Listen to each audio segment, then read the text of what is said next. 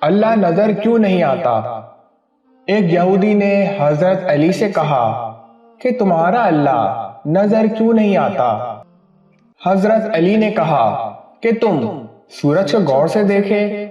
اس نے کہا کہ میں اس کو نہیں دیکھ سکتا۔ حضرت علی نے فرمایا کہ تم سورج کو نہیں دیکھ سکتے تو سورج بنانے والے کو کیسے دیکھ سکو گے؟ جو شخص چھوٹی مصیبتوں پر صبر نہ کرے اللہ تعالیٰ اسے بڑی آزمائشوں میں مبتلا کر دیتے ہیں۔ جاہل کے سامنے عقل کی بات مت کرو، پہلے وہ بحث کرے گا پھر اپنی ہار دیکھ کر دشمن ہو جائے گا۔ اپنی ذات کو سمندر کی طرح بناؤ جو اپنے اندر بہت کچھ لینے کے باوجود اوپر سے بالکل پرسکون ہوتا ہے۔ نصیحت حاصل کرو تاکہ گناہ سے باز رہو۔ صبر ایک ایسی سواری ہے جو اپنے سوار کو گرنے نہیں دیتی، نہ کسی کے قدموں میں اور نہ کسی کی نظروں میں۔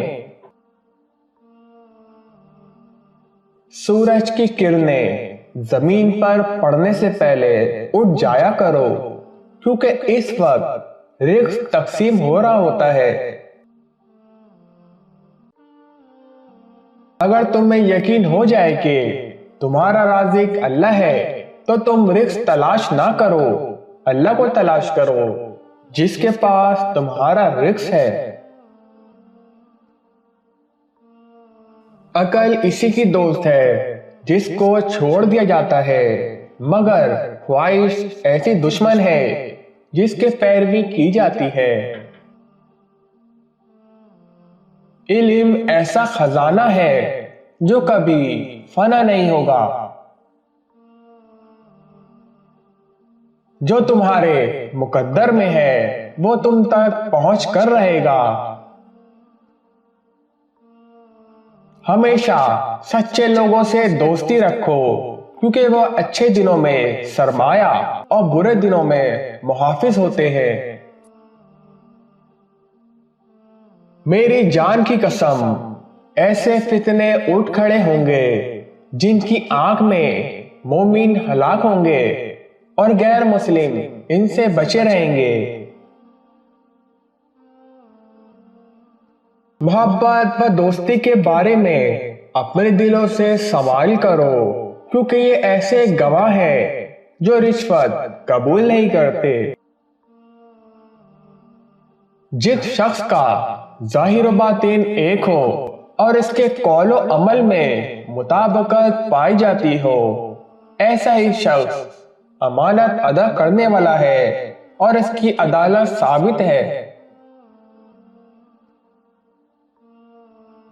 اگر توکل سیکھنا ہے تو پرندے سے سیکھو کہ جب وہ شام کو گھر لوٹتے ہیں تو ان کی چونچ میں کل کے لیے کچھ دانہ نہیں ہوتا۔ احسان بس زبانوں کی زبان بند کر دیتا ہے۔